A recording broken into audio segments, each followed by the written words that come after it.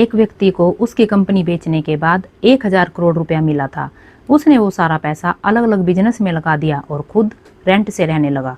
कोई पागल ही कर सकता है ना ऐसा, क्योंकि कोई नॉर्मल इंसान होता तो गाड़ी बंगला खरीदने में ही बहुत सारा पैसा खर्च कर देता। यह पागल इंसान और कोई नहीं, एलन मस्क है, जो कि आज वर्ल्ड की कई कंपनियों के मालिक है। और ये सब उनके पागल पर उनकी जिद का ही नतीजा है, क्योंकि भीड़ के साथ चलना तो बहुत आसान है, पर पागलपन ही चाहिए भीड़ से हटकर कुछ करने के लिए। जिस बंदे को कभी उसकी भारी आवाज़ की वजह से रेडियो से रिजेक्ट कर दिया गया था, उसने जिद पकड़ी और मुकाम हासिल किया जिसके लोग सिर्फ सपने ही देखते हैं। जी हाँ, मैं बात कर रही हूँ अमिताभ बच्चन जी की। उनकी पहली सुपरहिट मूवी जंजीर आने से पहले उनकी 17 मूवीज़ फ्लॉप हो चुकी थी, फिर भी उन्होंने अपनी जिद नहीं छोड़ी और आखिरकार कामयाबी को उनकी जिद के आगे झुकना पड़ा। विराट कोहली का भी कुछ ऐसा ही किस्सा है, जो क्रिकेट के लिए उसका पागलपन उसकी जिद को बयान करता है। 2006 की बात है। विराट कर्नाटका में रणजी खेल रहे थे और पहले दिन 40 रन बनाकर वो नॉट आउट रहे। शाम को उनके घर से खबर आई कि उनके पापा की डेथ हो गई है। सब ने एक्सपेक्ट किया कि विराट तुरंत घर के लिए निकलेगा। कोच ने भी यह डिसाइड कर लिया था कि विराट की जगह और कौन खेलेगा, पर दूसरे दिन विराट बल्ला लेकर पिच पर खड़ा था। इस हालात में उसने सेंचुरी लगाई और अपनी टीम को जिताकर वो अपने पिता के अंतिम संस्कार के लिए निकल गया। इसे पागलपन नहीं तो और क्या कहेंगे। लाखों में से किसी एक के पास ही ऐसी जिद, ऐसा पागलपन होता है और वही कुछ हटके कर जाता है।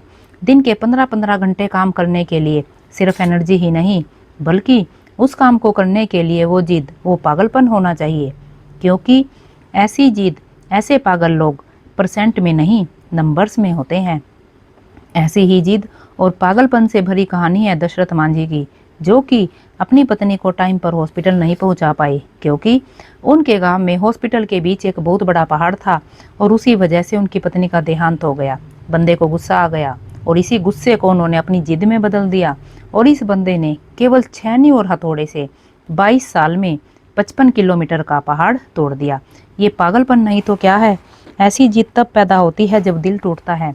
कुछ लोग तो इसमें बिखर जाते हैं, पर जो इस दर्द को, इस गुस्से को जिद में बदल देता है, उस बंदे को रोकना नामुमकिन है।